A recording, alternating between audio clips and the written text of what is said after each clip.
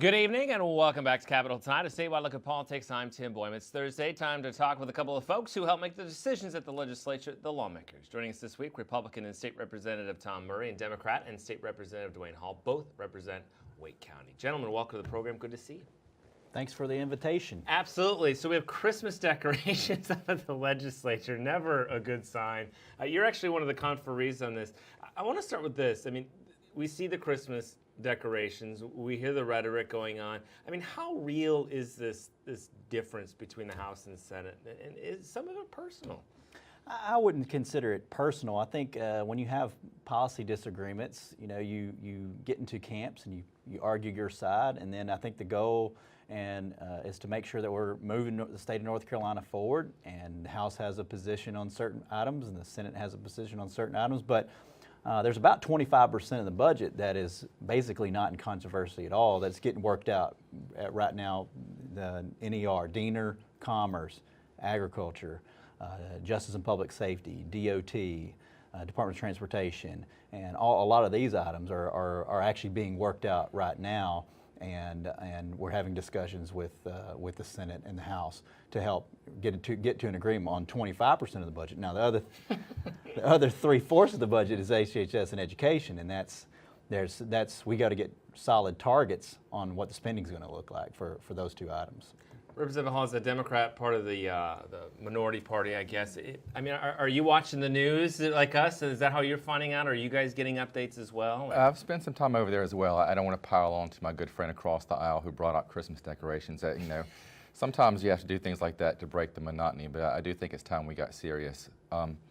Every day we're here, it costs us an extra $50,000, which might not sound like much when you're talking about a $20+ billion budget, but another way to look at that is it's really come down to a debate over teachers and teacher salary. So every day is another teacher's job we're looking at, another teacher salary. How do we get to a middle in that teacher pay issue? There's a lot of fundamental change. There's strong disagreement about whether the teacher assistant should be cut or not. It's one side's just going to have to break, right? Well, I think if the parents and teachers will contact their representative, they have a senator and they have a member of the House as well. And the teachers and parents that I've talked to understand the value of teacher assistants, and they also understand the value of giving teachers a raise this year. And we can do both. We can do this, and I think teacher compensation reform is a process, not an event. Unfortunately, I think the Senate's looking at it as an event. We want to get it all at once, 11%, move to the middle of the country all in 1 year, whereas the private sector raises on an average year right now are around 3%. So the teacher raise of 5 or 6% would actually be above what the private sector raise would be this year. And so I think that's when you talk to the education community, which I think is the most important thing that we as legislators can do, is not make decisions in a vacuum. And I think by listening to the education community, listening to the parents, I think we can get to the right decision. We see where the Senate and the Republican House side are. What would you like to see? I think I would agree with my colleague on this one. I'd love to give teachers an 11% raise, but if you ask teachers themselves, I think they don't want it at the cost of losing thousands of teachers' assistants, and also the large cuts that were required to Medicaid, the aged, blind, disabled, that you would have to do to get to that 11% number. All right, so we saw the Senate walk out yesterday. How surreal is this stuff to be sitting there and watching this? Was that a dramatic moment for those of you sitting in those chairs? We let it happen, and then we continue to listen to the education community, which I think that's the ultimate responsibility of us as elected officials, is to listen to the public and to the interested parties that we represent. And that's the Senate walked out, they came back, we resumed. And we moved on. As soon as that meeting was over, I was in a senator's office talking about the budget. Well, I was going to ask you about that. I know you can only say so much, but how we have these budget meetings that have been open. I think, frankly, some have been surprised as much has gotten done, although this week not maybe. I would say it's historic openness on how the budget on the budget. Were you surprised at how much has happened and been open? I'm extremely ecstatic that we're doing it this way, personally. I think it's good to have public targets, public conversation on how we get to those targets, and then let the details, because that's where the mundane is is the line items, and that is not interesting at all. But getting to the targets and how we got there, and negotiating the lottery, and negotiating what the Medicaid spend was going to look like based on projections from staff, that's worthy of public discussion, and I'm glad we're doing it this way. What do you think about this open process? I agree with that part of it. I'm not sure if I agree with how far we've gotten. We came here in May, and we don't seem to be as close to a budget as everyone expected. People have grown to expect gridlock in D.C., but not as much in North Carolina.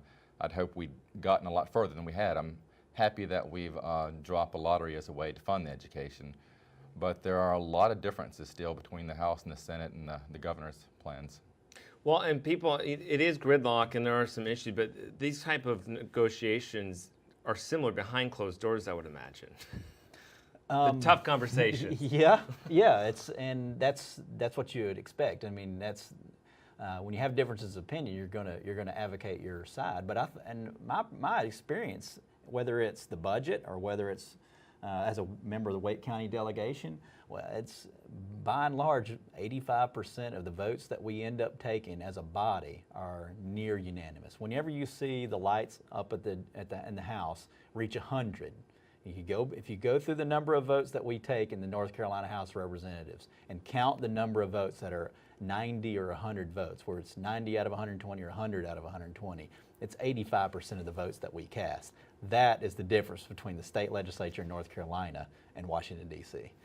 Is it tough? As a Democrat, obviously, you have a lot of problems with what the Republicans are doing, but do you find yourself in this situation trying to find your side with the House or the Senate, or do you stick back and just stay with the principles as a Democrat? We stay with the principles, but this time they seem to be more aligned with the House. We agree with the amount of the pay increase, 5%, and quite a few of the other things there. I'd like to go back to the thing about the votes. Most of us are on board with 89%. It's a bit deceptive, though, because a lot of those are procedural votes. And the major ideological things, there are some pretty big differences this last session. Yeah, there's a wide gap, no question about that. As far as the process that's been out in public, I mean, have those been most of the conversations that we've seen between House and Senate members, or are there still the traditional budget talks going on? I'd say it's about even. I mean, you're seeing just as much in public as what's going on with the specific nitty-gritty line item type. I mean, that, like I said, that would bore anybody to tears to go through that. But it's the most important thing for the public to be able to see in the budget process is how do you get to the targets and the big ticket line items on how we're going to fund education as a pot, Medicaid as a pot, and how do we get to how do we raise the revenue to do that? So now, when we get done with the teacher pay, still got to do with the Medicaid stuff. So we're about out of time, but it doesn't look like we're going to. I mean, are we still a couple weeks away potentially, or could we break through here next week? I believe that you're going to see some breakthrough over the weekend, and that's another thing. I think being on appropriations is by far one of the most difficult jobs I've done as an elected official, and we're going to see some significant work over the weekend. And I think you're going to start seeing breakthrough next week. We still could be 2 weeks away, though. What do you think about that? I serve on appropriations as well, and that's what it all comes down to, a matter of priority and issues. I think one of the big things that got us here was the tax breaks we did last session. The biggest was a tax break to people that make just more than $1 million a year. I don't mean millionaires, people that make more than $1 million. That's almost $500 million. That could have solved all these problems. Well, we'll see how they do solve them over the weekend and beyond. Tom Murray, Dwayne Hall, good to see you guys. Thank you. Thank you.